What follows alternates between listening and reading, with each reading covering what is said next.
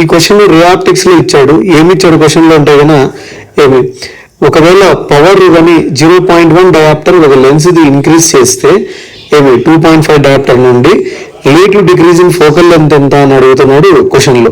First initial గా ఎంత power ఉందంటే 2.5D ఉంది, right. So P1 is equal to 2.1D.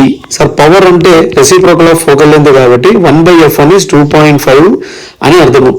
అయితే ఈ F1 ఇప్పుడు ఏమవుతుంది అంటే కనుక 1/2.5 అవుతుంది. దీన్ని నేను ఏమని రాయొచ్చు అంటే 10/25 అని రాయొచ్చు. 5తో క్యాన్సిల్ చేస్తే 5 2s 5 5s. సో F1 ఎంత అవుతుంది అంటే 2/5 అవుతుంది మీటర్స్ లో. ఇప్పుడు ఏమంటున్నాడు అంటే ఒకవేళ నేను 0.1 డయాప్టర్ పెంచితే అంటే సెకండ్ పవర్ ఎంత అంటే ఆల్రెడీ ఉన్న 2.5 డయాప్టర్ కి 0.1 డయాప్టర్ ఇంక్రీజ్ చేస్తే అని అంటున్నాడు. ఎంత వస్తుంది 2.6 డయాప్టర్ అవుతుంది అనమాట P2.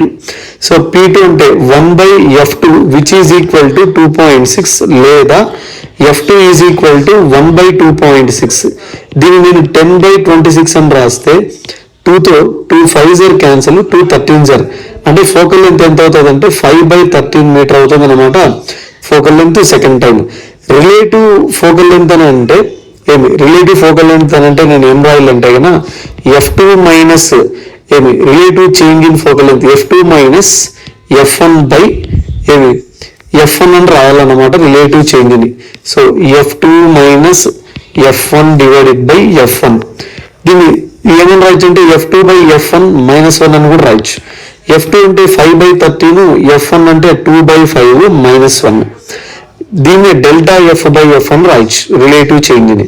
సో దీన్ని 5 × 5/2 × 13 అవుతుంది -1. ఇక్కడ 25/26 -1 లేదా LCM 26 25 - 26 ఎంత అవుతుంది అంటే కనుక 1/26 అవుతుంది, అది కూడా మైనస్.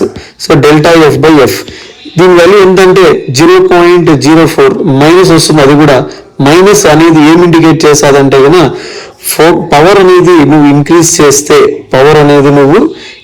చేస్తే ఫోకల్ లెంత్ వాల్యూ రెడ్యూస్ అవుతుంది అని మీనింగ్ అనమాట.